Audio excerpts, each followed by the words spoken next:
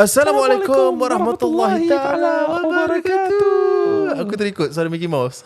Kembali kita ke rancangan Upin dan salah. Upin Ipin suara kecil lagi. Lagi kecil. Hello kawan-kawan. Aku nak buat gitu jadi suara lain. Tadi tu suara Mickey Mouse.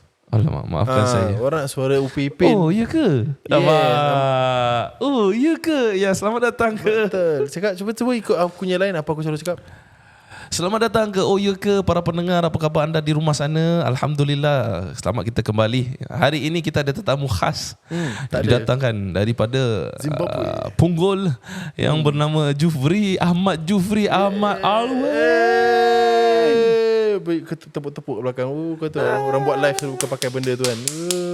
Okey, topik pada hari ini kita nak membualkan tentang perkahwinan Fatah Amin. Topik dia adakah bolehkah kita move on dengan cepat? Sebab orang netizen banyak panas. Kenapa Fatah Amin move on cepat-cepat nak kahwin? Suka hati dia lah. Apa yang kau panas? Tak kena kau pun. Taklah, mungkin orang nampak macam kan baru berpisah. Okay. Luka masih berdarah. Siapa kata? Siapa nak kata luka? Luka mana? Netizen. Lukamu jua. Netizen yang berdarah. Tak kena benda dia. Tapi tu lah, okay lah, personally apa kau rasa? Boleh tak move on cepat? Boleh je pada aku, especially okay, because dia move on cepat terus bernikah tu pada aku okay, sebab dia menjauhkan diri daripada maksiat dengan zina. So benda tu adalah ke arah kebaikan. Bukannya dia pergi move on lepas tu dia pergi holiday dengan perempuan lain ke apa. Itu dah lain cerita lah. But benda yang dia buat tu adalah benda yang baik. Maybe itu adalah cara dia. Maybe dia, kita tak tahu how long dia suffer ke in the relationship or in the marriage before. And maybe hati dia dah habis dah long ago. Cuma finally baru dia dizahirkan yang dia dah cerai. Faham tak? Some people memang marriage dia dah dead pasal dia dah kena macam-macam kan. So hati dia dah tak ada dah. So dah habis bertahun. And dia just tahan. Maybe ada orang stay dalam marriage kan pasal anak. Ada orang just stay macam okay, aku nak kena bersabar. Tapi hati dia dah lama-lama dia dah pudar. Dah tak ada benda lah. No feeling. So bila out of marriage tu, it's easy for them to actually just found another partner. And Allah dah ketemukan dia. Dan dia terus ada rezeki dan terus lah. Tak ada masalah. What about you? Aku pula. Apalah pandangan kau? Aku tak ada pandangan. Okay, bagus. Thank you so much. Thank you so much tadi. Inilah yang episode terpendek dalam sejarah Oh Ya Ke. Tak ada, cuma nak tanya bab move on ni. Don't you think kalau dia cepat sangat move on, then it might be a rebound? Or in fact a better question will be how to differentiate a rebound. And betul macam tadi dia kata the spark has died off, and they wanted to macam sebagai contoh lah, case in point, Fatah Amin ni, he wanted to move on and carry on with his life lah. So how to differentiate lah technically lah, not for him but in general lah. Wah, itu actually semua nak kena tepuk dada tanya diri lah actually lah. Sebab macam I think only you will know. Tapi some people are in denial. Okay, kasih contoh lah. Apa tu maksud in denial seseorang tu? Bila kau tekan dia, kau ni rebound tau. Okay, usually orang yang rebound, dia akan find someone the next partner kan, sama macam the previous partner. Pasal dia trying to fill that void of the previous partner. Kau faham tak? Sama tu macam mana? Sama karakter, kadang-kadang sama rupa, sama ni lah. Maybe yang let's say ex partner dia adalah orang yang perempuan yang tinggi, rambut panjang macam gitulah, atau macam maybe ex partner dia pakai tudung, maybe sama kategori. Ada orang rebound macam gitu pasal dia trying to fill the void. Tapi problem dengan rebound ni, nanti after a while dia akan realize macam whatever they try, it's not filling this empty space lah. Nanti lama dia akan hancur juga. Rebound ni salah satu traits gitu lah. Kira pilih yang sama. Dia bukan macam pasal dia dah selesa with that trait, habis dia apa tu, dia just another person but with the same trait. Kadang it's very hard to judge someone. Macam mana nak tahu kan rebound ke tak? Tanya kamera. Korang macam mana? Apa pandangan anda semua? Ke nak masuk podcast? Boleh. Siapa-siapa rasa nak berbual pasal rebound boleh datang sini. Atau siapa yang rasa dia tu rebound, datanglah. I think at the end of the day kan, rebound ataupun tidak, individually sebagai seorang manusia ni kan, what do you learn from the previous relationship? Okay. Itu yang lagi important lah. Rebound tetap tu another issue. But bila you dah keluar daripada relationship, you healed properly, from the past, apa yang you hurt, because sekarang this trauma akan bring forward to the next. That's one. Second is, engkau dalam every relationship yang hancur, mesti dua-dua ada salah. Be it engkau tak pernah ada salah. So Okay, do you fair. learn from that point?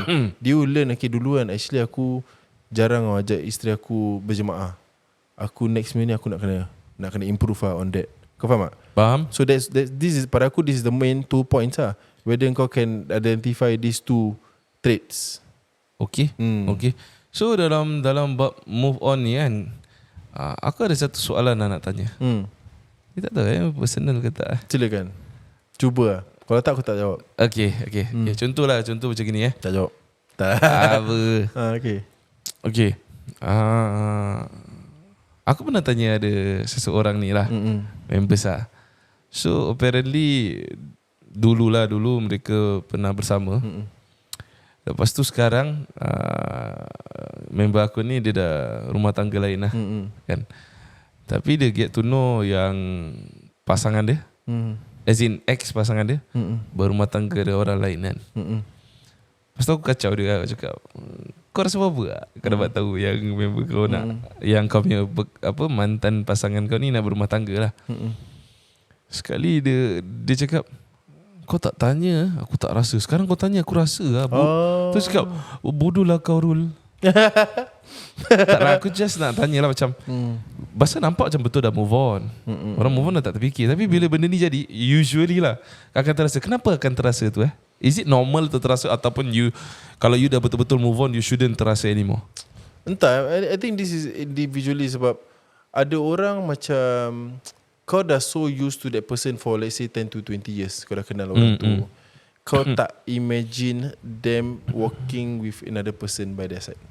So having that image in their head, orang macam rasa lah, macam aku actually replaceable lah.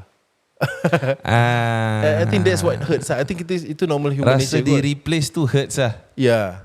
And it's normal human nature to feel that way. Macam cerita Fatah Amin dengan isteri je. Kan Yes. lepas dia kahwin je terus mantannya ada comment something. Kau tahu tak? Aku dah nampak, tapi aku tak nampak exactly apa dia cakap.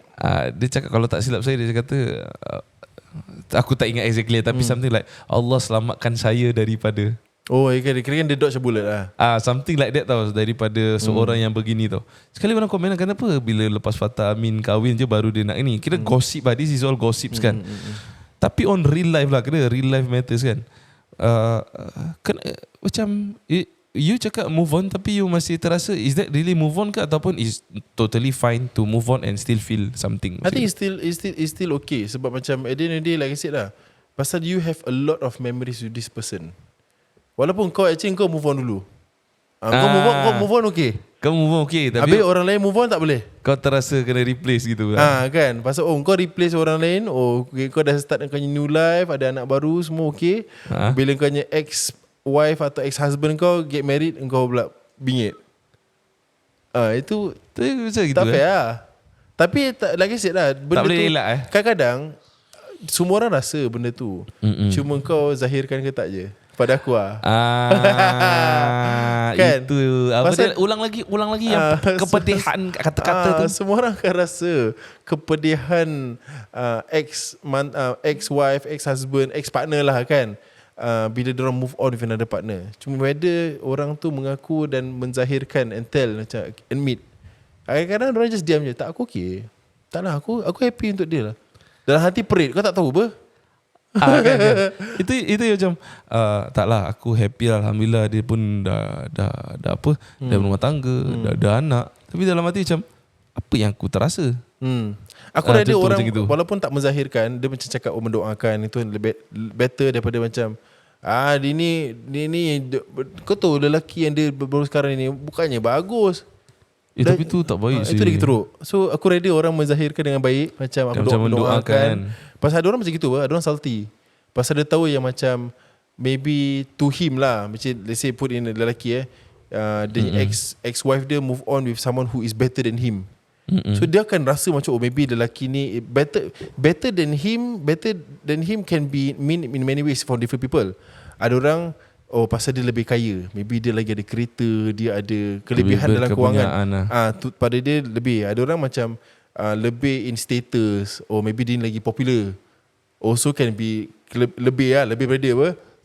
So masing-masing benda tu. But at the end of the day, dia akan rasa that pinch lah. So macam you are running your own race lah. So don't need to care about others lah. Diorang dah move on, dah tulis macam gitu. Pun nak kecoh pasal.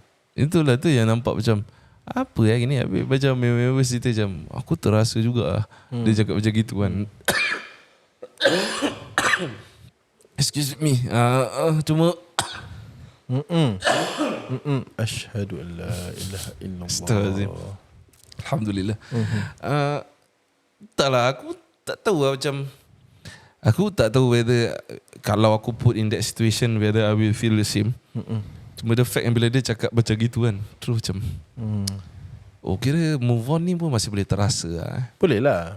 Pasal yalah, especially when kau like I said lah, when the person yang before this with you kirakan banyak menyentuh hati kau atau macam berbudi dengan kau. Berbudi.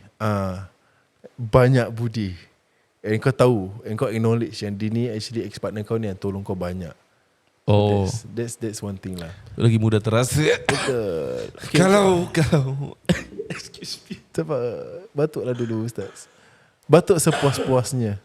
sakit sih. Banyak batuk ni, kepala Kita berdengung. jangan lama sangat lah. Cuma kalau mantan kau yang tak banyak berbudi, kau kira macam apa nak jadi-jadi lah. Nah, biar aku kata kau lah. Okay, sabar. Kita nak, ada apa lagi tambah? Aku nak move on to the next question ni. Oh, okay, Okay, next question. Bolehkah kita bukan sedekah, kita mas kahwin kita, kita kasih apa tu macam apa soalan tadi aku cakap? Khatam Quran. Khatam Quran sebagai mas kahwin. Okay, ni because kenapa kita cakap gini kan, pasal kita nampak kat perkahwinan Fatah Amin dengan Amirah ni, mana yang baik kita ambil panduan lah. Excuse me, sorry ya, ni macam kacau sikit. Kacau banyak lah. Aduh. Maafkan saya para pendengar, mesti irritating, tapi doakan saya lah. So technically kalau kita tengok dalam kitab-kitab fikih, sebenarnya mas kahwin untuk bacaan Al-Quran, khatam Al-Quran kepada pasangan boleh dengan niat untuk ta'lim isteri. Ta'lim isteri tu apa? Ta'lim tu maksud mengajar isteri. Faham. So okay, maharnya aku bacakan Al-Fatihah kepada isteri untuk mengajarnya cara bacaan Fatihah yang betul, dan pengajaran itu, manfaat pengajaran itu menjadi mahar. Faham. Tapi kalau baca je tanpa ada niat untuk mengajar, normal kan, itu dipertanyakan ulama, bahkan dia boleh jadi seperti mahal mithli. Dia ada mahar musamma dan mahar mithli. Ini apa? Pergilah kelas untuk tahu apa perbezaan mahar mithli dan mahar musamma. Apakah the khatam Quran ceremony, especially for ladies before wedding, is it a cultural practice or sunnah? Dia tanya dia. Okay, so dia tak ada, setahu saya might be wrong, tapi bila saya check, bila saya ini tak ada baca specifically ada secara Nabi SAW kata sunnah untuk khatam Quran sebelum kahwin, tak ada. Tapi general punya understanding adalah disuruh kita baca Quran, kalau boleh khatam, dan kemungkinan ini adalah satu kebaikan yang dibuat oleh adat, tapi kita tak membiasakan. Sebab kita tak ada cakap any special tambahan benefits tau. Tapi kita bilang okay, mungkin nak mulakan rumah tangga yang baru dengan menghatam Al-Quran supaya Allah memberkati, kerana itu ibadah yang baik. Mana dia tak nisbahkan khusus tau. Oh, khatam Quran ni untuk nikah, tak ada. Dia macam aku khatam Quran sebab khatam Quran ni baik, dan sebelum mula pernikahan yang baru aku nak mula dengan perkara yang baik. Tu okay lah. Tu general, very generic. So khatam Quran boleh, zikir boleh, sedekah, bagi hadiah yang kepada orang susah boleh. So any good deeds dia kata okay, aku nak buat ni dengan harapan ya Allah mudah-mudahan pernikahan ni pernikahan yang baik. Nanti dia jadi macam tawasul dengan amalan yang soleh lah. Kita boleh tawasul dengan amalan yang soleh. Contoh, ya Allah mudah-mudahan bacaan khataman Quran ni kau terima ya Allah, dan dia menjadi sebab nanti rumah tangga harmoni, sakinah, mawaddah warahmah. Atau ya Allah mudah-mudahan dengan aku memberi makan kepada orang ramai dengan baik, semoga ini menjadi wasilah dan menjadi tawasul, mudah-mudahan rumah tangga ini penuh dengan kasih sayang. Boleh. Tapi dia tak boleh cakap ini mesti kena buat sunnah Nabi sebelum kahwin kita kena khatam. Tak boleh, pasal tak ada contoh. Faham. Tak ada any backup yang hadis atau tak ada satu yang so far yang saya pernah terdengar lah. Wallahu alam. Kalau ada boleh datang forward lah untuk ceritakan. Tapi ini adalah saranan para ulama untuk buat sesuatu yang baik sebelum berumah tangga agar dengan niat mudah-mudahan lah keberkahan mengalir. So okay. Okay, soalan. Saya dengan mak mertua saya adalah mahram kan. Okay. Kalau saya salam batal juga wuduk saya. Tak lah. Tak batal lah. Mahram apa? Isteri saya pun mahram saya, batal apa? Tak, isteri lain. Mak mahram mu'abbad, isteri mahram mu'aqqad. Mahram ada 2 jenis, bukan satu je. Mahram apa? Kalau mak mertua, kalau you dah bersama dengan isteri you, dia jadi mahram mu'abbad. Mana you can never kahwin dengan your mak mertua. So sampai bila jadi mahram you. Faham. Dan kalau sampai bila jadi mahram you tak boleh kahwin dengan dia. Dan kalau you tak boleh kahwin dengan dia, mana solat apa tak batal lah. Sembahyang. Aku boleh lost aku nak salam mak mertua aku macam mama mesti nak solat lah. Aku nak salam. Tapi aku tu mahram aku.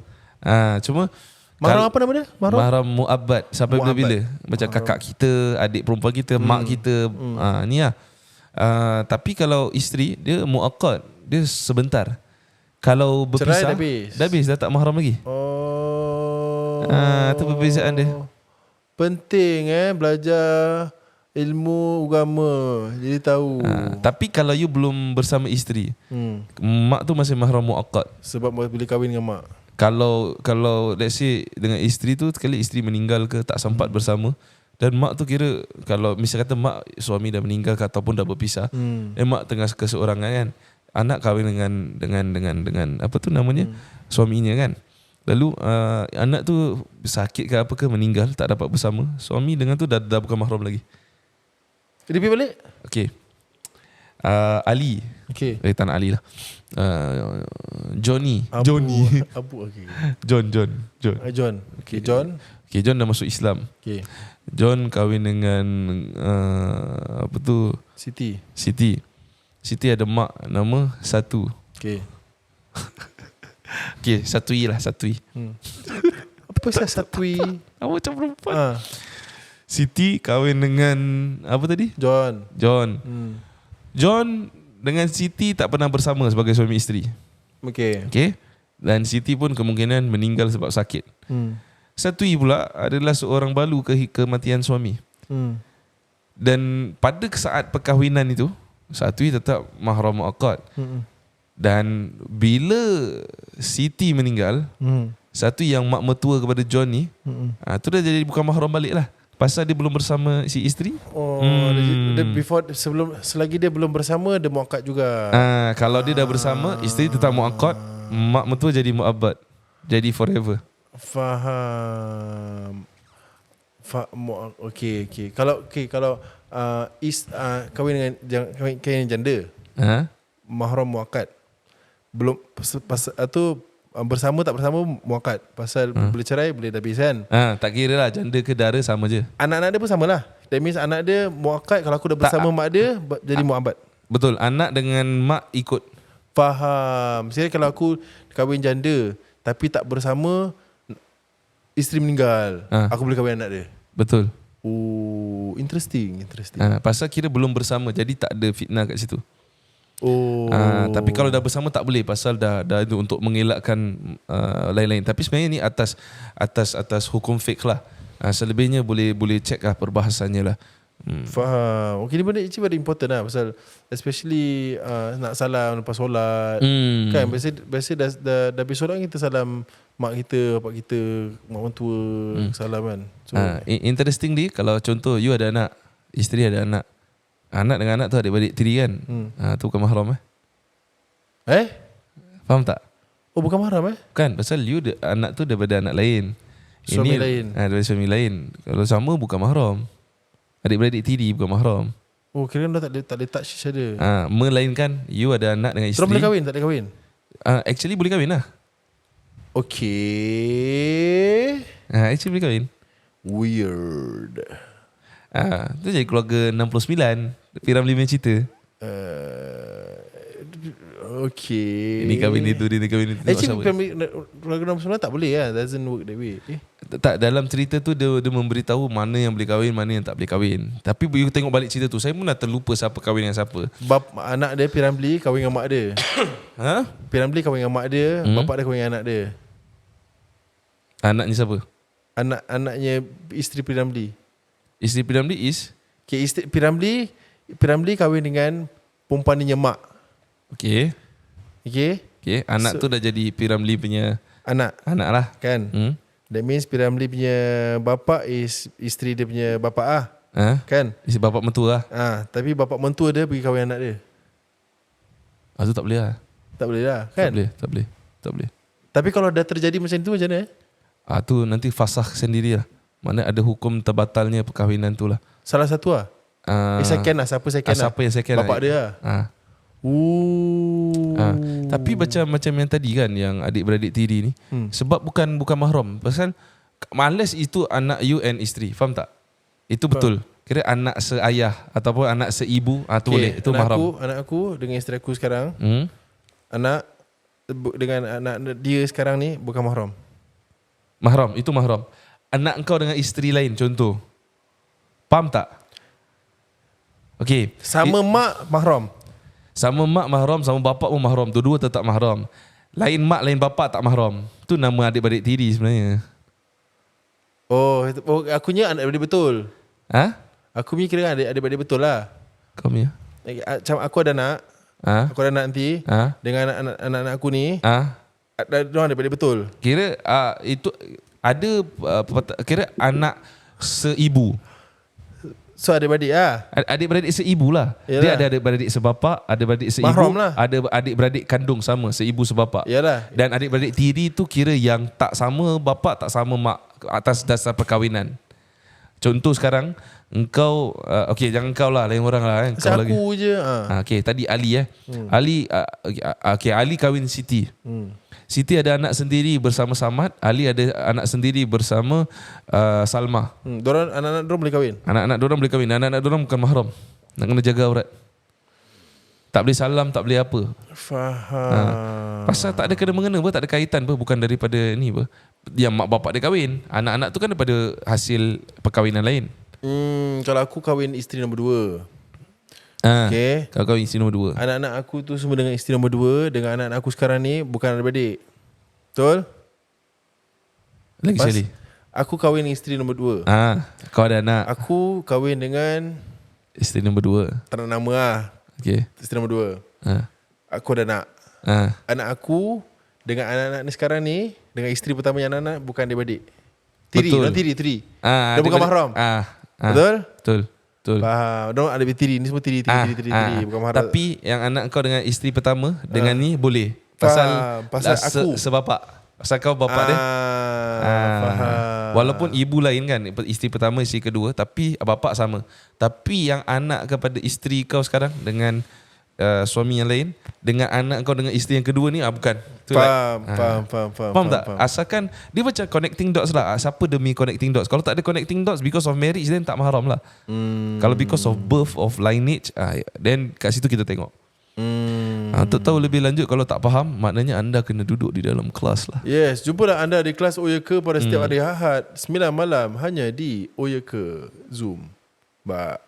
Okey dah, ada lagi tambahan? Tidak ada apa-apa. Okay, semoga Allah terimalah amalan-amalan kita. Dan kalau nak buat khatam Quran tu silakanlah. Betul. Okay, InsyaAllah kalau join lah kelas Fardu Ain kita every Sunday. Dulu ramai-ramai lah join. Sekarang tu makin lemah-lemah ni kan. Tapi yang kekalan kita ramai jugalah, alhamdulillah.